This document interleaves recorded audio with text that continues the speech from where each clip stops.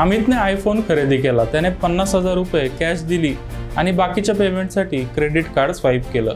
10 तारखेला credit card bill generate झालं आणि त्यामध्ये टोटल अमाऊंट ड्यू 1 लाख रुपये आणि मिनिमम अमाऊंट ड्यू 5,000 रुपये असं लिहिलं होतं। सध्या 5,000 रुपये भरू आणि बाकीचे पैसे पुढचा पगार झाला की भरून टाकू असा अमितने विचार केला।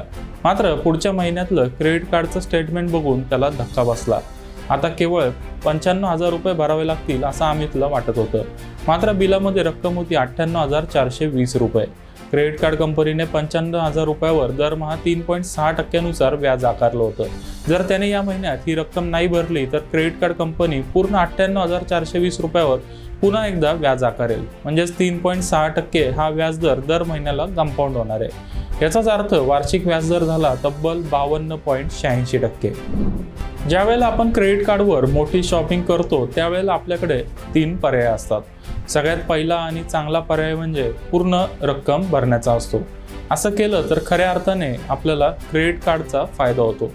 तुम्हाला साधारण 1 महिना पैसे वापरायला मिळतात, तसेच तुम्हाला कॅटेगरीनुसार रिवॉर्ड पॉईंट्सही मिळतात आणि वेळेवर पैसे भरले तर व्याज देखील भरावं लागत नाही। दुसरा पर्याय म्हणजे अमितने ज्या प्रकारे मिनिमम ड्यू अमाऊंट भरली तो पर्याय। हा पर्याय स्वीकारला तर क्रेडिट स्कोअर खराब होत नाही आणि कार्ड ॲक्टिव्ह राहतं, मात्र व्याजावर भरमसाठ पैसे भरावे लागतात। तिसरा पर्याय म्हणजे तुम्ही खर्च केलेली रक्कम EMI मध्ये कन्वर्ट करू शकता।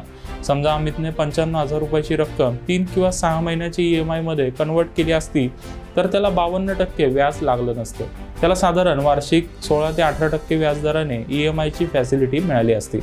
प्रोसेसिंग फी आणि व्याज या दोन्हीची बेरीज केली तरी मिनिमम अमाऊंट भरण्यापेक्षा EMI मध्ये कमी नुकसान आहे, तसेच पैसे भरण्यासाठी पुरेसा वेळ मिळतो। त्यामुळे तुम्ही क्रेडिट कार्ड वापरत असाल तर शक्यतो वेळेत सगळे पैसे परत करा। एखाद्या वेळेला ते शक्य नसेल तर मिनिमम अमाऊंट भरण्यापेक्षा ती रक्कम EMI मध्ये कन्वर्ट करा। यामुळे तुमचं नुकसान कमी होईल।